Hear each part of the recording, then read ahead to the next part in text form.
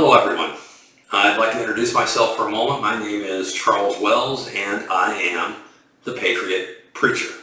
Now you might want to know why I've called it that. This is my new YouTube channel, and as you might guess from the title, the things I'd like to teach and bring about, at least for discussion, through this medium will have to do with the greatness of this nation as I see it and as it was founded, and with the importance of God in our lives. Now, before some of you immediately turn me off at this point, at this description, please let me expound. I would like to embark on a path with you, you and I together, on a path of logic and common sense, something that is decidedly missing in this crazy world of ours. I'd like the chance to make new friends, alliances, have spirited debates and discussions about exactly what is this country of ours that we call the United States, first of all. And second of all, as a minister, I want to take the opportunity to reveal to you the wisdom that is contained in the Bible, even if you don't believe in God. The Bible is simultaneously a history book, a book of philosophy, a collection of songs and poems. It has endured the test of time for a reason. And even if you don't believe that it is divinely inspired, the Word of God as I do, I can assure you that you can still take some very valuable things from it.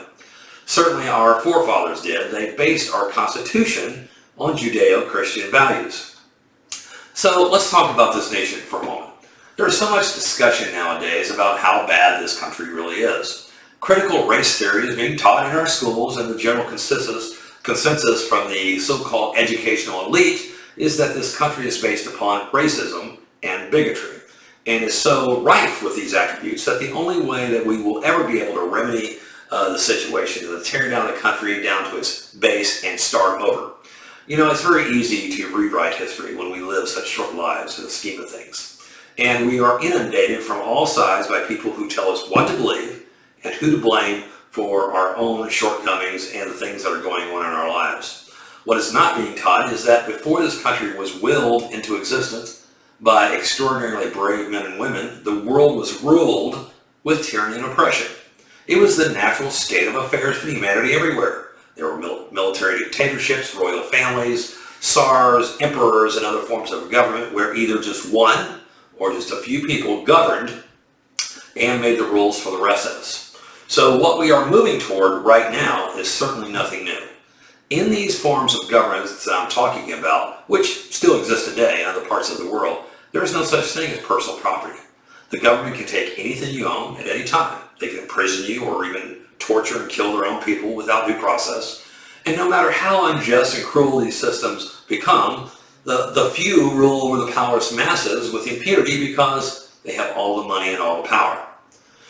What our forefathers envisioned for the American people was a new concept, a concept where government existed for serving the people and not the other way around. It was a very new concept, which is why it was called the Great American Experiment.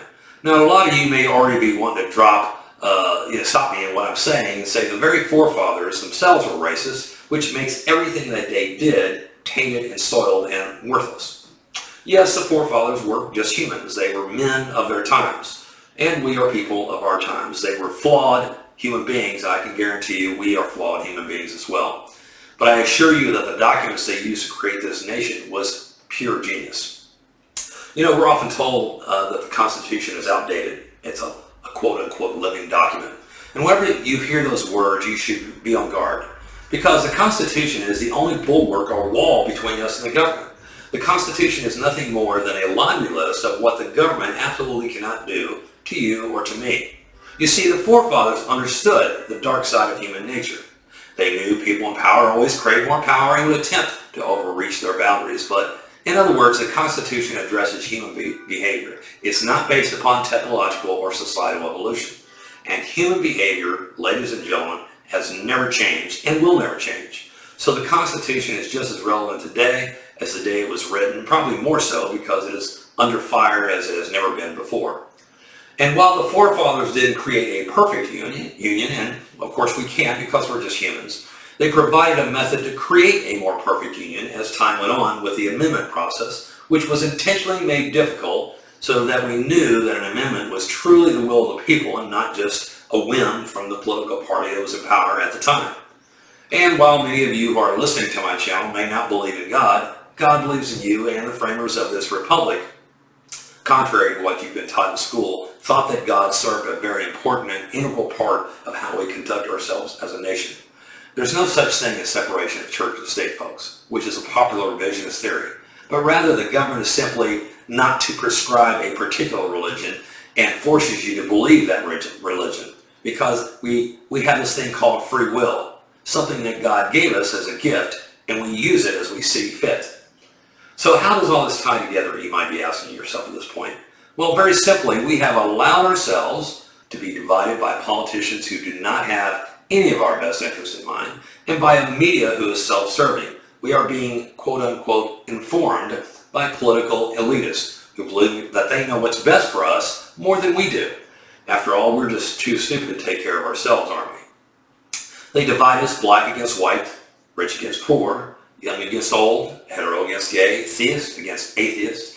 Any way that you can possibly identify yourself as a part of a group, they use it, that identification, to divide and conquer with only one mission, to control us.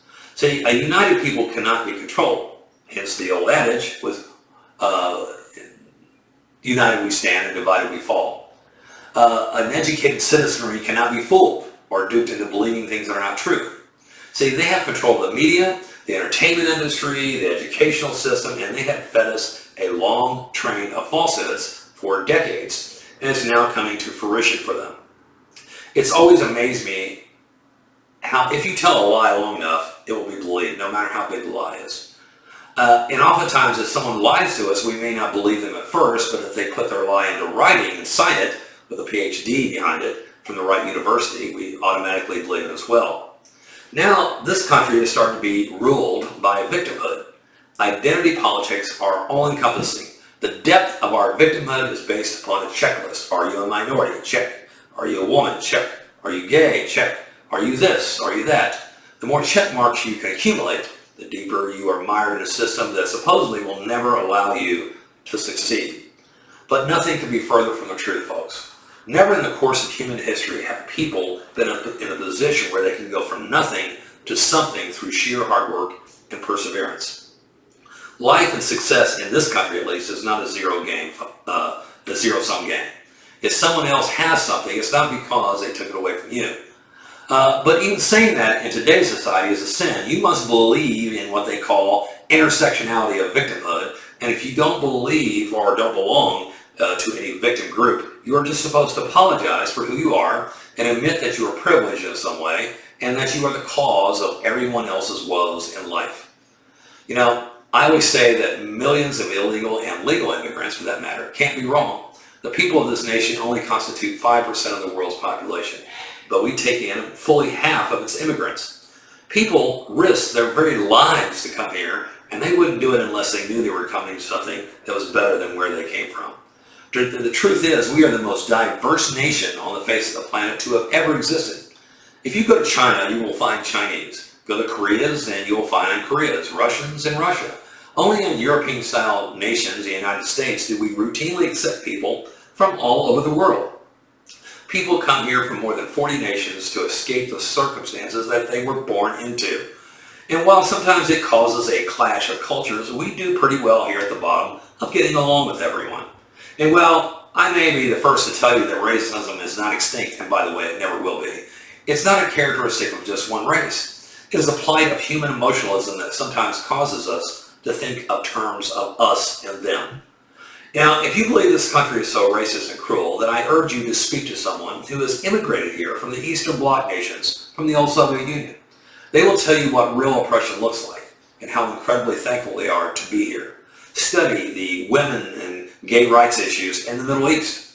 Find out how Arabs are treated in China. Love and togetherness cannot be legislated, folks. Laws do not change hearts. We must do that with frank conversations, something that our leaders do not want us to do, talk to one another. I am a 62-year-old, bald, white Christian male, and as such, I'm not supposed to have an opinion on anything.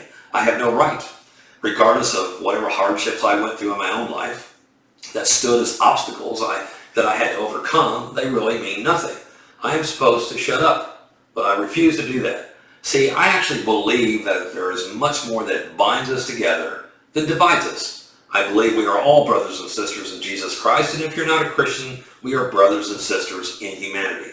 I believe that while we may not always get along and agree, that we are in fact a part of one big dysfunctional family. My rights end where yours begin, and vice versa.